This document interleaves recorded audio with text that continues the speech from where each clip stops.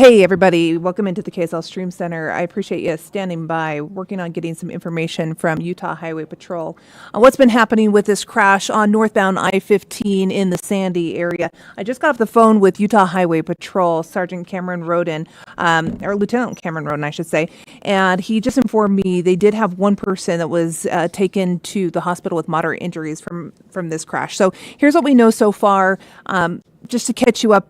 If you have been stuck in the traffic, or you know somebody who's been stuck in this traffic, or you're trying to get somewhere headed this direction on I-15, but it was around 8:56 this morning, they had 5 vehicles involved in this crash, northbound I-15 in the Sandy area.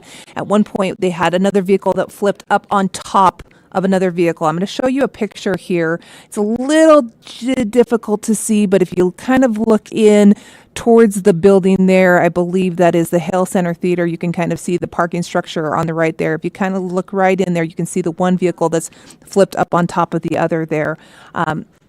That was what people were seeing as they were driving by at one point. So a pretty dramatic crash to witness that. And fortunately, again, 5 vehicles involved in this. One vehicle flipped up on top of the other. One person was taken to the hospital with moderate injuries, is what he described to me. They had 4 of the right lanes closed, and at this point still have those lanes closed. So traffic backed all the way up to the Draper area, as you can see from this UDOT camera, up creeping up towards the point of the mountain as well. So it's getting through, but it's just taking time to get through that area. You know, if you come and you commute around the point of the mountain there and get into the Draper area, it can bottleneck real quick, and those delays can take some time to kind of creep through that area. But in speaking with UHP, he's working to get a few more details as to what exactly happened for that vehicle to flip up like that. Telling me that he is willing to join us live here in the KSL Stream Center in just a little bit. He's working to get some of those details for us. So I'm going to leave the traffic cameras up for you here. I'll click through some of the different ones. You can see this is the angle headed northbound from the Draper area. But if I click over on this other UDOT camera, this is from the looking south from 9800 south there from the other direction, just off in the distance is where that crash is headed. But you can see those vehicles getting by off to those far lanes, and the traffic really is able to move through fairly quickly there. So I'll continue to flip through these cameras as I'm going to send this this link out to our Utah Highway Patrol. They're going to join us here live in just a few minutes, and I'll let you guys continue to stay on this feed. We'll keep it up live and then talk with UHP in just a few minutes here and get the very latest for you. But it looks like it's going to still be some time before this thing clears for anyone traveling northbound I-15. So some of the alternate routes you can take, you could get off and go State Street. It will get you through. It's not always the fastest, but you can get through that area on State Street. If you go west, you got Redwood Road. You could possibly get through, but it might take you just as much time to get over to Redwood and then go north as it would just to stay on I-15 at this point. So you've got the HOV lane. If you've got a couple people in your car with you, you can get through as well. So anyway, hang tight. We'll get you the latest information on that, and hopefully get you some more images. We've got a photographer who is in that area closer to that crash. We'll try to get some of those images for you as well here in just a minute. So again, taking a break just for a second, going to get UHP on the line with us, and then we'll get more information for you. So hang tight.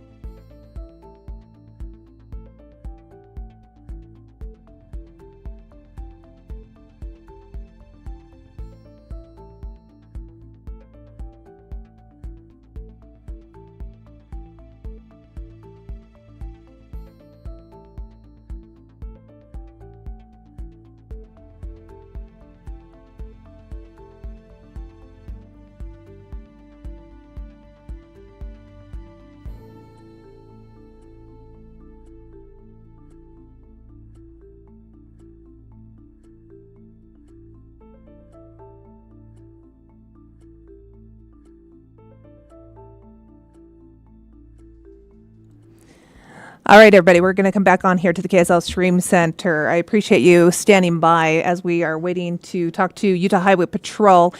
We understand we've got Cameron Roden here from Utah Highway Patrol ready to jump in with us and talk about what's been going on here at 90th South. And this is northbound I-15, so I'm going to bring Lieutenant Cameron Roden in with us. You can hear me okay, Lieutenant? I can. Okay, thanks so much for joining us. We appreciate it. I know you're joining us from the road as well. So, first of all, Cameron, walk us through what you know about this crash so far. This is one that happened early this morning, and it has impacted a lot of folks trying to get where they need to be this morning. So kind of walk us through the top of this thing and take us through. Hopefully, we understand that not very many people have been hurt by this.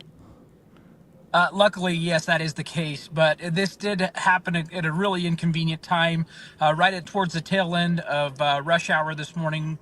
We had busy traffic where several vehicles came to a stop, and it is a chain reaction rear end collision where we had two vehicles stop.